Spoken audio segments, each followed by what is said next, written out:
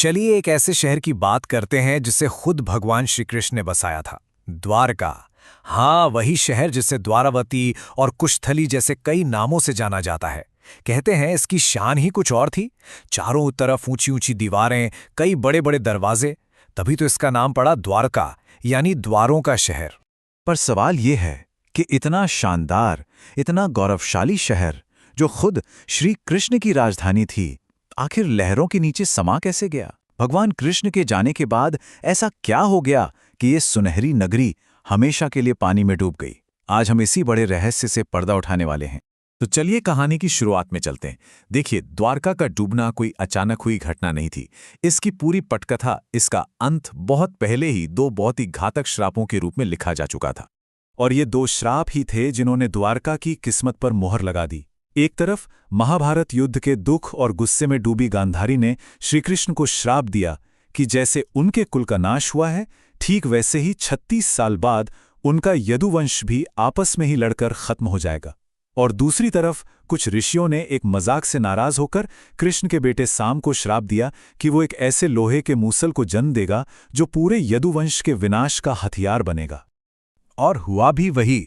जैसे ही ऋषियों का श्राप सच हुआ और साम ने उस लोहे के मूसल को पैदा किया, पूरे राज्य में मानो हड़कंप मच गया। राजा उग्रसेन और श्रीकृष्ण ने इस होनी को टालने के लिए हर कोशिश की। उस मूसल को तुरंत पिसवाकर उसका पाउडर समुद्र में फेंकवा दिया गया। इतना ही नहीं, पूरे राज्य में शराब पर पूरी तरह से पाबंदी लगा दी गई। उन्हें लगा शायद इससे विनाश टल जाएगा, लेकिन होनी को कौन टाल सकता है। और फिर ठीक 36 साल बीत गए। वो समय आ ही गया। गांधारी की भविष्यवाणी सच होने वाली थी। धीरे धीरे द्वारका की हवाओं में एक अजीब सा डर घुलने लगा और विनाश के संकेत हर तरफ साफ साफ दिखने लगे थे। द्वारका पर जैसे कयामत के बादल मंडरा रहे थे। शहर में रोज रोज भयानक तूफान आने लगे। गलियों में चूहों का राज हो गया था। पर सबसे बुरा तो ये था कि जो यादव कभी धर्म के लिए जाने जाते थे, अब वो बेशर्मी से हर गलत काम कर रहे थे। श्री कृष्ण सब देख रहे थे और समझ रहे थे कि अंत अब बहुत करीब है। विनाश का वो दिन प्रभास तीर्थ पर आया। श्रीकृष्ण के कहने पर सारे यदुवंशी वहां जमा हुए, लेकिन शराब के नशे ने पुरानी दुश्मनी की आग को फिर से भड़का दिया। सत्यकी और कृतवर्मा के बीच बहस इतनी बढ़ गई कि सात्यकी ने गुस्से में कृतवर्मा की हत्या कर दी। और बस वो एक खून उस गृह युद्ध की चिंगारी बन गया, जिसने सब कुछ जलाकर राख कर दिया। और फिर श्राप ने अपना असली खेल दिखाया। जिस घास पर वो बैठे थे, वही उनके हाथों में लोहे का मूसल बन गई और वे सब एक दूसरे के खून के प्यासे हो गए। अपनी आंखों के सामने अपने ही कुल का ऐसा सर्वनाश देखकर श्रीकृष्ण और बलराम का दिल पूरी तरह टूट गया। धरती पर उनके आने का जो मकसद था, वो अब पूरा हो चुका था। ये एक सुनहरे युग के अंत की शुरुआत थी। इस भयानक विनाश के बाद बलराम ने योग के जरिए अपना शरीर त्याग दिया और शेषनाग के रूप में अपने लोक वापस चले गए। कुछ समय बाद जब श्रीकृष्ण एक जंगल में पेड़ के नीचे ध्यान में बैठे थे, तो जरा नाम के एक शिकारी ने दूर से उनके पैर को हिरण समझ लिया और तीर चला दिया। वही तीर उनके इस धरती से जाने का कारण बना। अपने आखिरी पलों में भी श्री कृष्ण को अपने लोगों की फिक्र थी। उन्होंने अपने सारथी के जरिए अर्जुन तक अपना अंतिम संदेश भिजवाया। अर्जुन, द्वारका अब समुद्र में डूबने वाली है। तुम जल्दी जाओ और जितने भी नागरिक बचे हैं उन सबको अपने साथ सुरक्षित इंद्रप्रस्थ ले जाओ। अर्जुन फौरन द्वारका पहुंचे और श्री कृष्ण के परिवार और बचे खुचे लोगों को लेकर वहां से निकल पड़े। और जैसे ही उन्होंने शहर की सीमा पार की, समुद्र ने अपना विकराल रूप दिखाना शुरू कर दिया।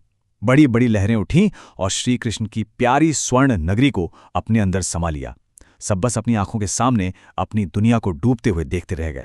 तब सवाल ये उठता है कि क्या ये सब सिर्फ एक पौराणिक कहानी है, या फिर इस कहानी में कोई सच्चाई भी छिपी है? चलिए अब कथाओं की दुनिया से निकलकर थोड़ा विज्ञान की दुनिया में झांकते हैं और देखते हैं कि पुरातत्व विभाग इस बारे में क्या कहता है। और यहीं पर आके ये कहानी एक बहुत ही हैरान करने वाला मोड़ लेती है।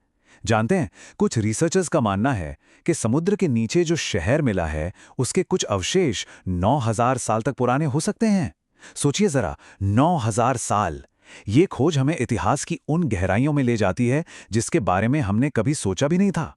2005 और 2007 के बीच भारतीय पुरातत्व सर्वेक्षण और इंडियन नेवी ने मिलकर समुद्र की गहराइयों में खोजबीन की और उन्हें जो मिला वो सच में चौंकाने वाला था। एक 560 मीटर लंबी दीवार, पुराने जमाने के मिट्टी के बर्तन और कई ऐसी कलाकृतियां जो 1500 से 3000 ईसा पूर्व की हैं। ये सिर्फ सबूत नहीं हैं, ये उस पौराणिक कथा को इतिहास से जोड़ने वाली एक बहुत ही मजबूत कड़ी हैं। तो आखिर हम कहाँ आकर खड़े होते हैं? जब पौराणिक कथाएं और विज्ञान एक दूसरे के इतने करीब आ जाएं, तो हमें रुक कर सोचना ही पड़ता है। क्या यह मुमकिन है कि हमारी पौराणिक कथाएं सिर्फ कहानियां ना हों, बल्कि हमारे इतिहास के वो पन्ने हों जिन्हें हम कहीं खो चुके थे?